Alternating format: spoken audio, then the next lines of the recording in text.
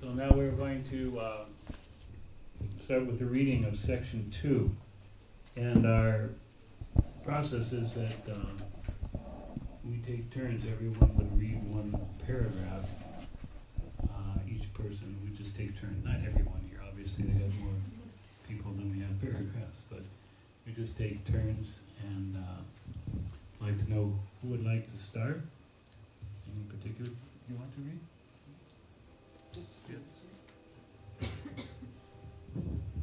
Section 2, Spiritual Edification, from the Laws of Nature, page number 3844, by H.D.G. A.C. Bhaktivedanta Swami Prabhupada. His Divine Grace. His Divine Grace. The way of knowing God.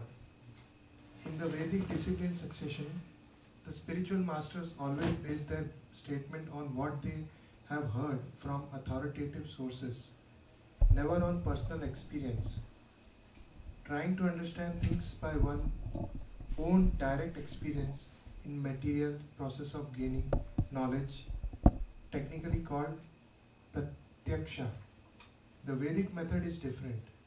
It is called sruti, which means to hear from authoritative sources. That is secret of Vedic understanding. Anyone would like to be next? You would like to say?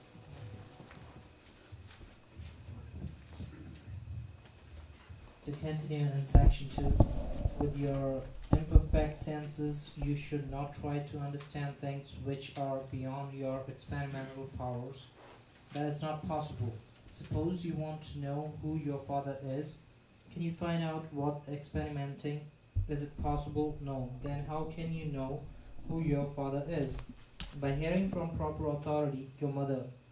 This is common sense. And if you cannot know your material father by the experimental process, how can you know the Supreme Father by the experimental process? Krsna is the original father.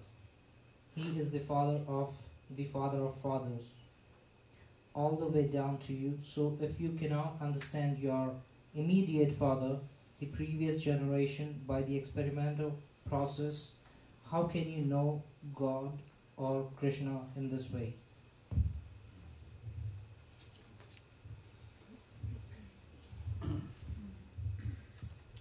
People search for God by the experimental process, but after much searching, they fail. Then they say, "Oh, there is no God. I am God." But the Upanishad says that one should try to learn about God not by the experimental process, but by hearing. From whom should one hear? From a shopkeeper? From fanatics? No. One should hear from those who are dhira. Dhira means one whose senses are not agitated by material influence.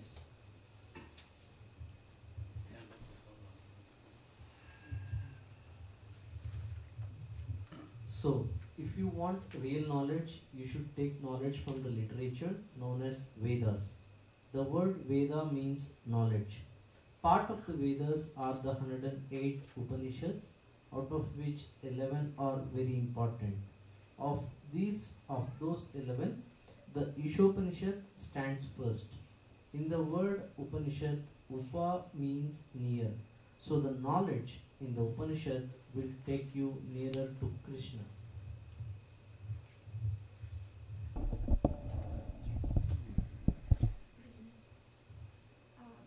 In learned society, the Vitras are accepted as sruti, or primary evidence. The Vitras are not knowledge established by the research work of contaminated, conditioned souls. Such people have imperfect senses, and so they cannot see the things as they are. They simply theorize, it may be like this, it may be like that. That is not knowledge. Knowledge is definite, without any doubt or mistake. Conditioned souls commit mistakes, become illusioned, and cheat. How do they cheat? When does one who does not understand the Gita writes a commentary on it, he is cheating the innocent public. Someone has a title as a scholar, so he takes advantage of the popularity of the Gita and writes such a commentary. Such so-called scholars claim that anyone can give his own opinion. But in the Bhagavad Gita. Bhagavad Gita, Krishna says that only his devotees can understand the Gita. So these so-called scholars are cheating. The conclusion is that if you want genuine spiritual knowledge, you have to approach a bona fide spiritual master who has realized the absolute truth. Okay, so at this point, we have a section called Discovery, where we ask anyone here if they could mention one or two ways in which we obtain knowledge from this reading. Anyone can remember how we usually obtain knowledge? If you need a little help, you can kind of look in the first paragraph. What? From the Upanishads? Upanishads, yes, and more generally it would be called the Vedas. Vedas mean knowledge, the spiritual books of knowledge. And what would be another way, different way? To someone who is near to you, like we get to know who is our father, like we get to know from our mother. So from authority. Yeah, authority. Okay. And what would be, there's another way, it's called pratyaksa. What would that be? Anyone can see what that says there? It's the process of gaining knowledge by our own experience. Very common in the scientific world. You have to do experiments to prove something. You have to gain experience. And then that becomes knowledge. So the next one is, how have the Vedas come down to us? In other words, where do they come from?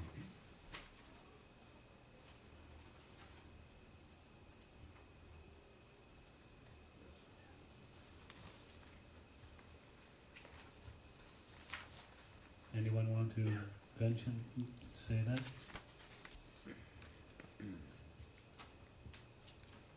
The Vedas are coming from authorities. They're coming ultimately from Krishna, from God. He gives the Vedas. At the beginning of creation, he gives knowledge to the personalities who are the first beings, just like the Bible is given, so that human society can follow the Bible. Let's see. And who should we hear the Vedas from?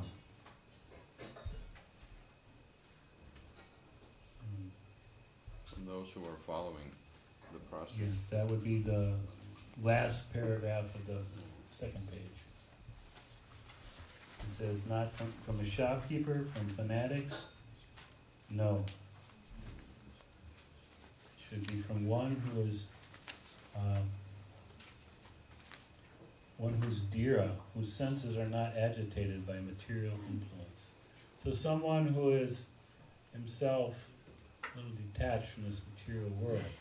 He's not sitting here trying to gain some material benefit. He's not here trying to enjoy this world, but he's become a little detached from the material world and gained a control over his life and senses. Any question on that part?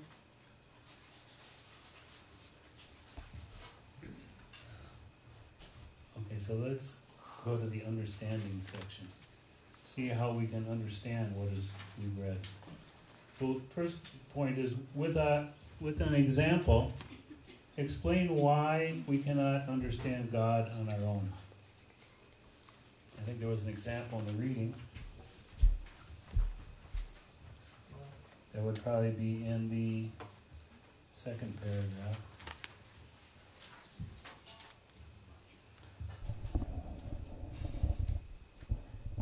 Anyone want to say something? Help that father example. The Father example? Yes. That states that we need to come to know. If Tori, who has already experienced God, they can only tell us who is God and take us to the God. So we cannot know exactly, example is, we cannot know who our Father is by ourselves. We have to find out from the mother. The mother will tell us. Usually that's a simple thing when the father and mother are both there in the house, but sometimes it's different. There's a story of one person, he was studying to become a scholar, and his teacher tested him to see if he was qualified in the sense that he was honest and straightforward. So he went and asked him very directly, the teacher asked the student, so who is your father? Because that was important to know what kind of family you came from, whether you were an educated class or not. And the boy said, wait, I don't know yet, I'll go ask my mother. So he went, as his mother came back, his mother said, I really don't know. I knew many men. I was just an ordinary lady, and I had many men that I knew. So I can't say exactly who your father was. So most people would be a little embarrassed to say that, especially if it was a very important answer for your studies. But this boy was very straightforward. He went to the teacher and said, my mother said she doesn't know who my father is. So the teacher recognized that this boy is very honest and straightforward. Therefore, he is qualified to understand this Vedas, because he is not concocting anything, not hiding anything. He's very honest and straightforward. So, to know God, I know I had my own experience before coming in contact with this Krishna consciousness movement. I sought to try and understand God better. But the sources of knowledge are very limited. What does God do? Where does he exist? What is he like? We may have some little idea. Even in primitive societies, there's an idea that there's a very powerful energy. They worship the sun, or maybe even a volcano, or we've seen those stories. So there's a recognition that there's some higher power, but beyond that, the details, it's not up for us to guess or come up with some imaginative idea. Oh, he may be like this, he may be like that, or she may be, or they have so many ideas. But rather we want to hear directly from the source of authority. Who is God? That way we get a true answer. We get the facts. Why spend so much time trying to understand something and you're not getting, just like you're all in the university, right? When you, young both men and ladies. So you go to the university, you study a class under some professor, right? You don't just go to one of the fellow students and say, I want to study physics. Can you tell me all about it? What book should I read? And, okay, I'll meet with you every day, a couple hours. No, you go to professor, because why? He's studied, he knows. He's has the authority. He's an expert. So in the same way in spiritual life, we want to go to authoritative expert personalities and sources of information. Not that somebody just wrote a book and, okay, this is it. Like I remember in the 60s, there was one popular book, and the title was, Steal This Book. So people would go to the bookstore and they would just steal the book. So he had his own philosophy about life, but we want to get actual philosophy, the real idea. And there was, just like if you own a car, many of you either own a car or you use a car. So there comes an owner manual with it, how to fix the car, how to drive the car, how to operate the car. You don't just go to the next door neighbor and say, well, what do you think I should do with this car? How do I drive it? How do I change the oil, and where's this part? Well, you get the owner's manual. So the owner's manual is the Vedas, or the scriptures, because these are information given by the Creator, the source of everything.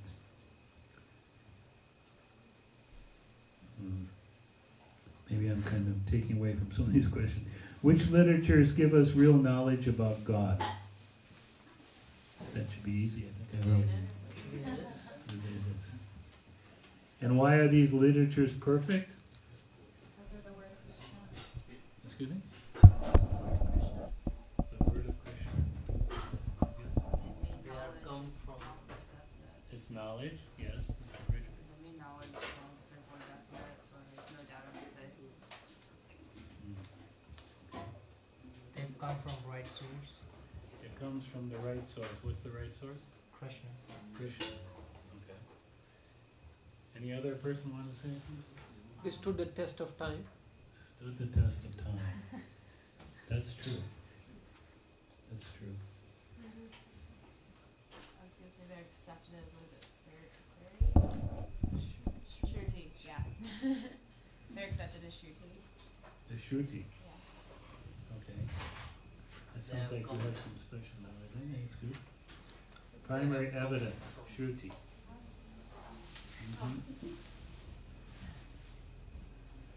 So that's a fact. What did you, I might go back to you and ask you, Shruti, do you understand what that means? It's primary evidence, right? In what sense? No, I don't understand what it means.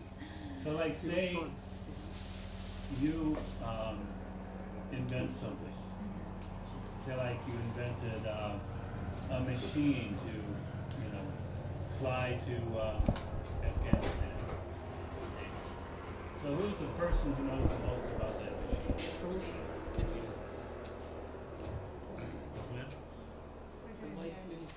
Oh, so the person who knows the most about it is you because you created it. So in the same way, the person who knows the most about this world is the person who created it. And the person who created it, he leaves the owner mana, which we call the Vedas or the Shruti, direct evidence. Okay, question number 3. Who can really understand the Bhagavad Gita? That would be in the second to last paragraph. The devotee of Krishna. Devotee of Krishna. Okay, very good. Can you give any more information why? Because those who don't understand the Bhagavad Gita and write books on it, it says in the second to last paragraph that they're cheating the public because they don't truly understand it themselves, but they're trying to write about it.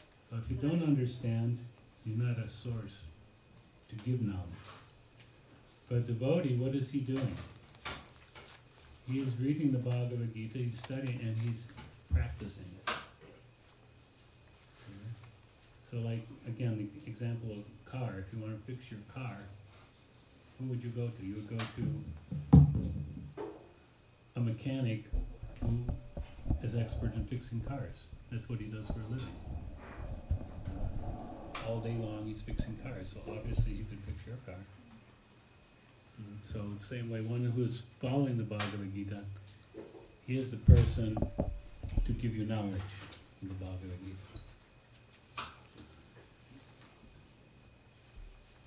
And the last question is, why should we be selective in whom we hear the Bhagavad Gita from?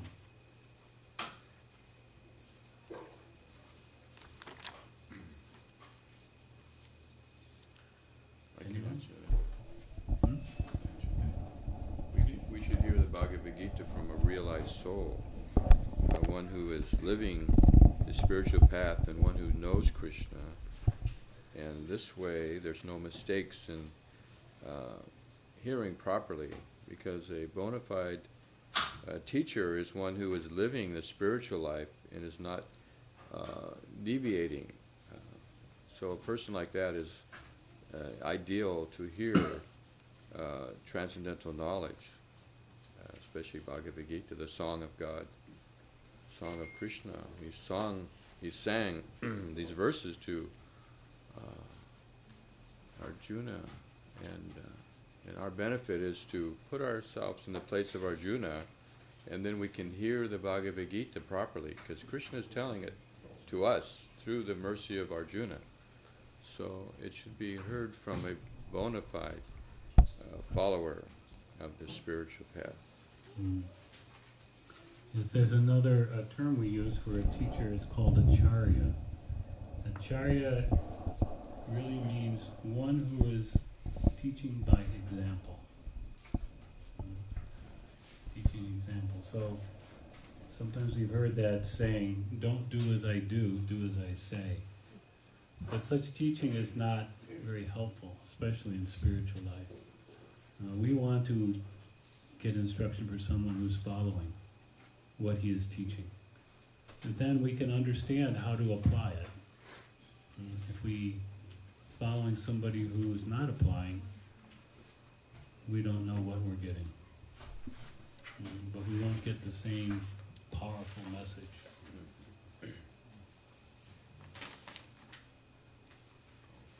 Are we supposed to Application part, everyone has gone. Sorry? On the next page, there's one question you're asking. Sorry?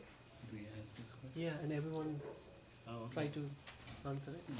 All right, on the last page, there's one question which everyone can share. Have you found the path which will take you to God? Share your realization. So, anyone would like to speak something? It's recommended everyone speaks it, but at least now today we will give the mic to whoever raised the hand. Who's the mic? Mic's right there. Oh, okay. Who would like to share the realizations? It's just open, we're not going to make any comment on what he said. Won't critique you later. Go ahead, be brave, say something. The professors aren't here, so it's okay. You would like to say something? I'll speak if no one else. I said my story before. Hello, I'm Geeta. I'm a doctor from the Clearwater. Can you please repeat the question so everyone... Yes, the question is, have you found the path which will take you to God? Give us your realization. Share your realizations. Realization, yes. Well, I was born a Catholic, Roman Catholic from the Philippines, and came to America. And over 12 years, somehow I still feel like something was missing. And in Los Angeles, someone introduced me to a vegetarian restaurant, and I like the food, and this is what they feed here is the prasadam, which is the blessed food. And over time, things will start to change little by little. Then we'll eat the wonderful prasadam that we will have tonight. Don't miss out on that. That was one of my realizations, is as a Catholic, I was still searching. Let's see. It's a whole long story. I'm going to try and fit it in maybe 5 to 10 minutes. How I realized that I was going on a God realization is when I was in LA, I went to a vegetarian restaurant, and then I went to Chicago, which I did research there with an oncologist, and someone gave me a book, a Bhagavad Gita book. I never opened it yet until 2 to 3 years later. But something was telling me, hold on to this book, it has some answers. But when I did is I flipped into the book and I saw beautiful pictures. Do you know where this beautiful picture was? It was Krishna. There's pictures of Krishna in there. And that was like, little by little, I was getting closer to realizing I needed to practice something of a greater, higher spiritual practice. I was still practicing Catholic, actually, going to church every Sunday. So anyways, after Chicago, someone gave me a book. I held on to it. When I went to Oregon, I lived in a monastery for a month or so. I'm also a yoga teacher, so I was in the path of searching for something deeper. After I finished the living in a monastery for a month or so, I practice, of course, silence there and non-attachment. No eye contact, no computer, no phone, no nothing. Just understanding your feelings when you meditate for 8 hours a day. That was what I experienced in the monastery. After I left there, I felt like I was really empty. Like really, I emptied a lot of everything that I was holding on to for so many years. And I said, what's wrong with me? I feel like I need something else. Because what Buddhism did to me is I took a lot of attachment and I got rid of it. And then after that, what happened is my heart was longing for something greater. So my friend who was a philosophy major, I said, okay, you're smart, you majored in philosophy.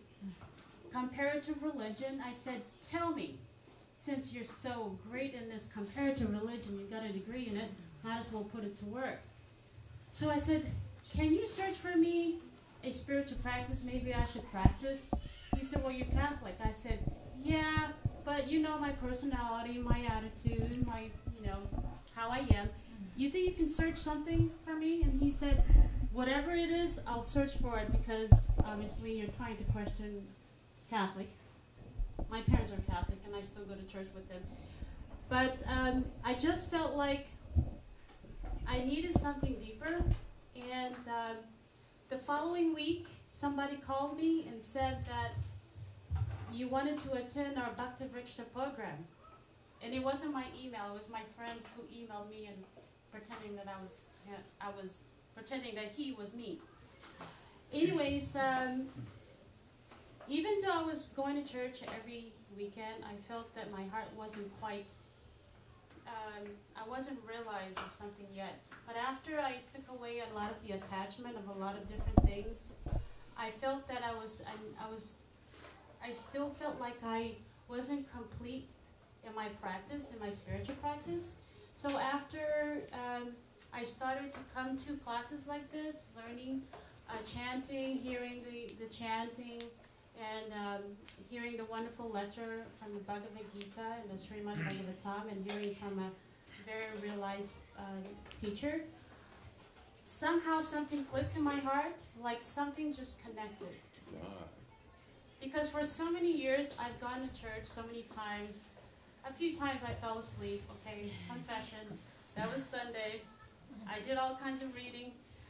But somehow there was something about going to the Bhakti Vriksha program, going to the ISKCON temple, that somehow just woke up my heart and realized, like, hello, Gita, this could be yours. I said, it's mine now, because the moment I stepped into one of these classes like this, I really felt like there was extreme devotion to people I didn't even know. They were so sweet and nice. They said, have a seat and listen, whether you understand the chanting or not, just listen to it, because there's a vibrational influence that when you chant these certain words, especially the Maha Mantra, something took over me, whether I understood it or not, but the vibration of the Sanskrit is just phenomenal. You don't have to understand everything at the moment. Just practice it and hear it and just come and visit and realize that little by little things will change in your life. And I was told that don't get frustrated if you don't understand everything. Just take one moment at a time, which is really a reflective of life, right? You don't understand everything, my goodness. If you did, I want to know who you are. But as a doctor, everything takes process. So with my spiritual process, it was a real process until I just went in, listened, just be with everyone, be patient, and listen to the chanting. And look where I am. I'm initiated by my guru, Srila Narayan Maharaj, which is his appearance is tomorrow, I believe. And I don't have PMS anymore, because I'll confess, something is changing with me. When I chant the Maha Mantra, I'm nicer to my parents. I don't fight back and talk back to my brothers and sisters. I'm so much more calmer. I can stay in the same house with my parents without telling them what to do, because I have my ways, they have their ways. I'm just so much nicer. Somehow it works for me. So that's my little story. Sorry if it took too long, but it was over 30 years, so I found it. Thank you. Thank you.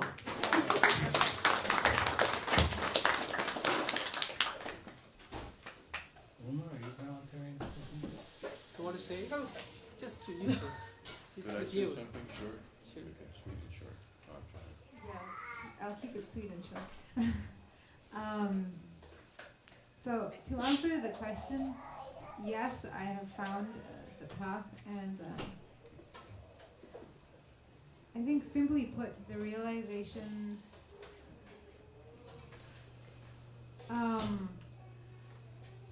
I think it's just the way I feel when I chant, when I associate with people who are also trying to become Krishna conscious, and it has also changed my life. I can connect with Geeta when she says she's a nicer person, because I can say that, you know, I used to have I used to be a much more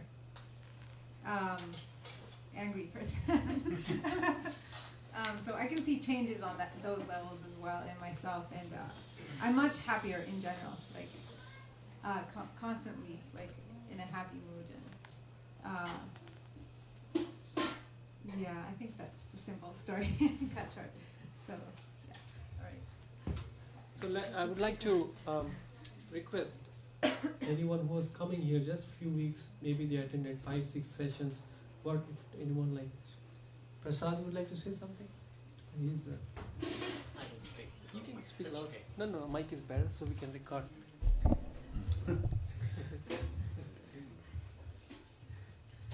Yeah, I definitely say that I have felt that I realized the path of reaching the God through Bhakti Yoga.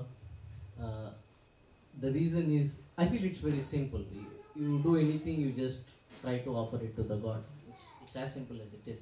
You go, you solve a technical problem, you just say you have solved somebody's problem. Somebody from other part of the world calls you and asks your help to troubleshoot an issue, you just feel that, okay, you're just serving somebody. So you don't have to carry so much burden or tension that if you're not able to solve, that's okay, that's just part of it. Just come back, pray to the God, say the name of the God, pray for His glory.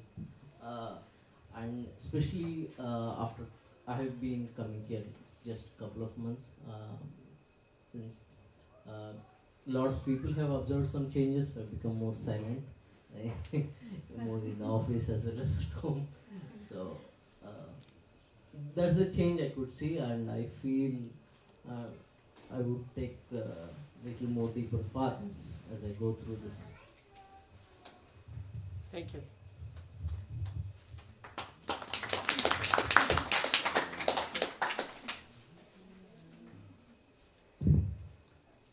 So I just wanted to relate one thing. My teacher, my spiritual master, was Srila Prabhupada here, who was on the altar. And he once asked his students, he had a group of students around him, disciples. He said, how do you know this Krishna consciousness is bona fide, it really works? So one would say, well, because Krishna has given us this process. And he rejected that answer. And then someone else said, well, we have the authority of the Vedas. And he said, no, not good enough. And someone else even said, oh, because you have told us, you're a teacher, you're chosen. He said, no, not good enough. And finally, one person said, because I have directly experienced what it says in the scripture. I have personal experience. He said, yes, this is the proof that it is really true. When you practice it and you experience the results yourself, that is the proof that it really works. So we generally encourage everyone to make an experiment, but a different kind of scientific experiment. Experiment on your own self, your own consciousness, and see if you get the results. Peace and happiness is the first basic level. You'll become, as Gita said, you become a nicer person. And gradually you'll come to actually understand and feel a reality of who God is. Not just a concept, a philosophical concept, but feel Him as a person who is really there with you all the time. Just like your person sitting next to you. So it's a reality, and it's a reality that we want to be eager for, because it is the greatest reality. It is the ultimate truth. That God is so real, so personal, that He is right there with us. And we just have to be tuned into that frequency so we can hear Him, so we can relate to Him. It requires a purity, it requires in a proper mood, a proper practice to contact. Just like if you want to go, I remember when I was in college, high school, we had chemistry class. So you had different chemicals, but you had to know exactly the formula. When you put it together, then you got the result. If you just didn't do it right, or you hadn't heard and read the book very well, you wouldn't get anything, you know, or you'd get something you didn't want. So it is a process. Prabhupada explains the scientific process. We all heard about science. Science means you have a step-by-step practice and you get this, prescribed result. So generally we don't think about as spiritual being experimental, scientific, but it is scientific, and we are the laboratory. We are the ones who get the result. It happens to us. And it's not artificial imposition. Prabhupada said this chanting is not an artificial imposition on the mind. So it's not some mind-changing thing. It's contact with the highest source of everything, Krishna. So would anyone have any other questions or queries or want to say anything further? I'd like to say one thing. Sure, go ahead. Hare Krishna. My name is Bhaskara. Also, I've been fortunate to receive the mercy of Srila Prabhupada in 1970. Met him in 1969. And I was just a hippie living in a cave, meditating, third eye meditation, but not doing anything progressive. And so I met the devotees, and then I started understanding little by little that that I was spirit, soul, not the body. And then, because I always had this perception of love in my heart, I was very fortunate to have that perception. And I think LSD facilitated, out-of-body experience, so many things. But I met the devotees and I started chanting the Maha Mantra, and then I started understanding, oh yes, well this is what I'm supposed to be doing. I'm supposed to be glorifying Krishna, trying to give Him my love, give pleasure to God. And that's what we are meant to do as living entities, give pleasure to God, because we are the jiva, and we are the, Krishna is the Ishvara, the controller. We are controlled. We are expanded for the purpose, we're expanded from Krishna, for the purpose of giving Him pleasure. And so the Maha Mantra is the means for our liberation.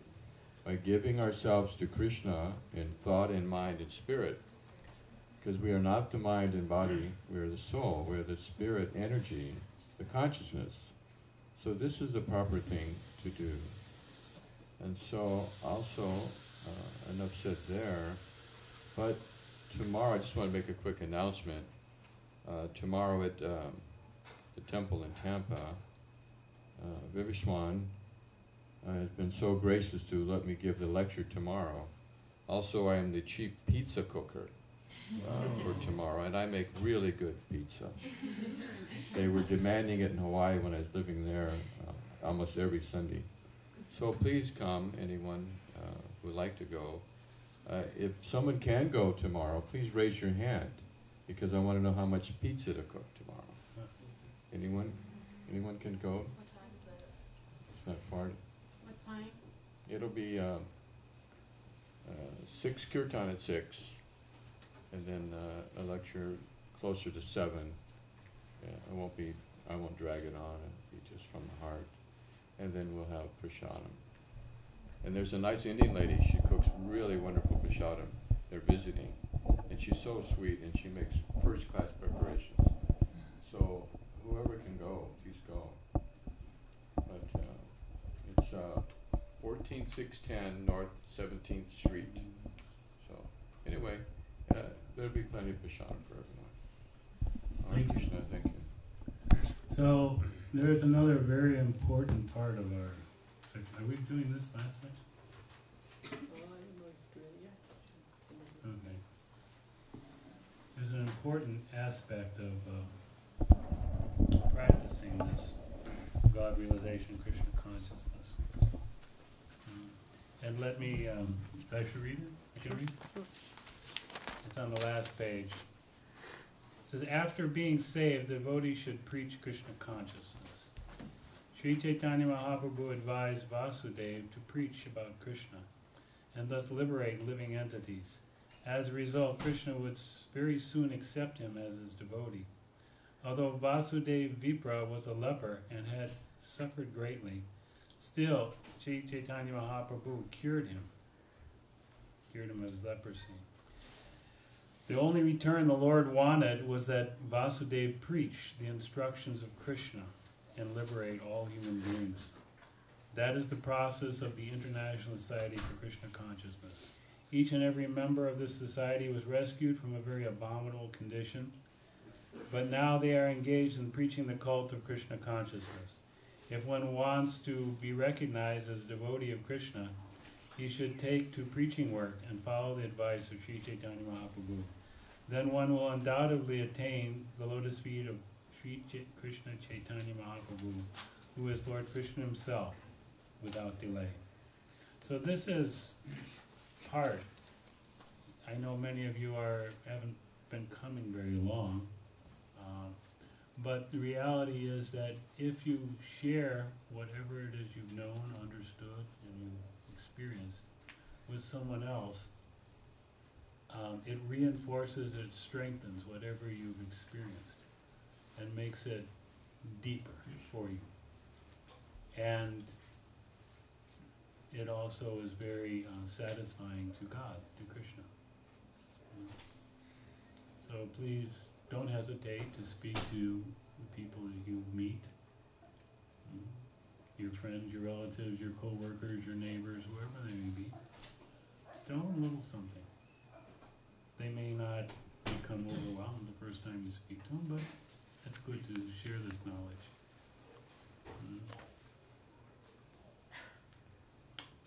Oh, thank you very much. And now I think we're going to do. So the last part is transcendental feast. This is the easiest part. My favorite part. Okay, so he's indicating Kirtan. Yes, that will be there today.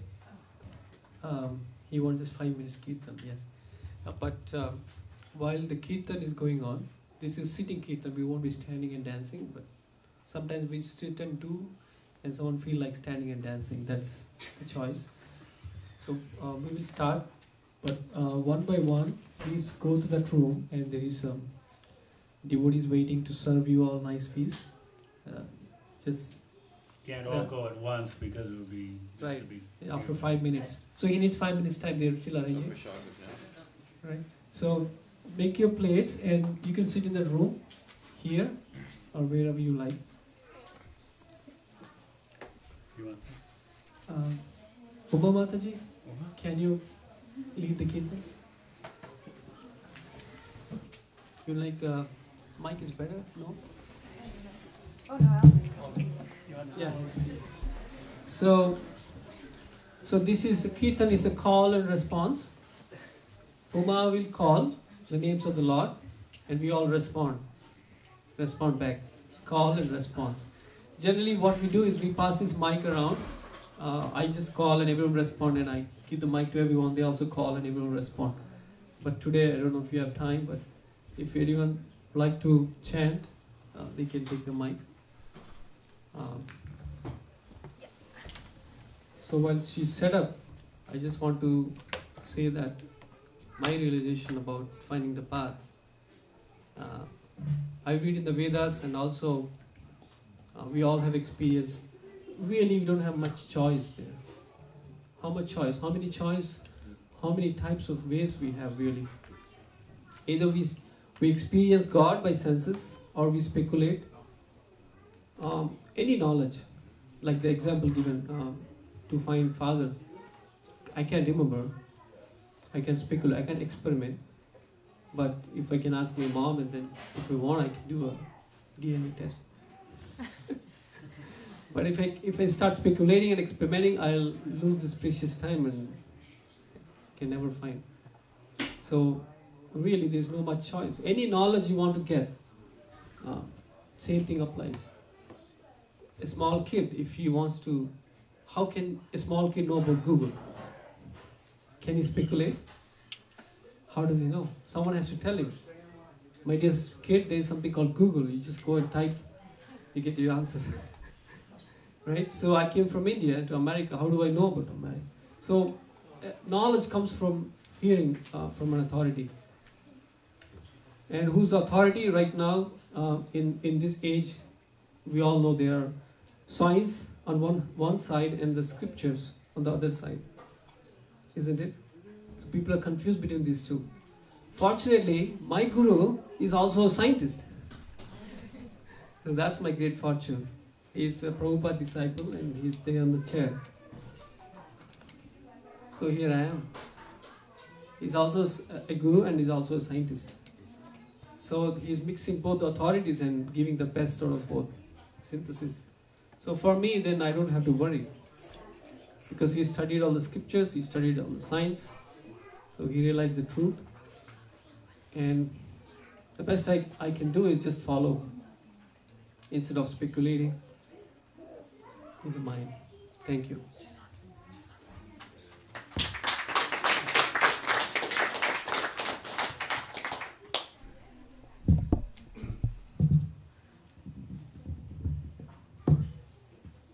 You know, I was going to ask you guys something, but I forgot what it was.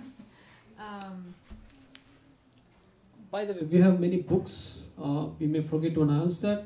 As I said, I have some books from Prabhupada, the founder of ISKCON, and I have some books from this spiritual scientist, my guru, my spiritual master.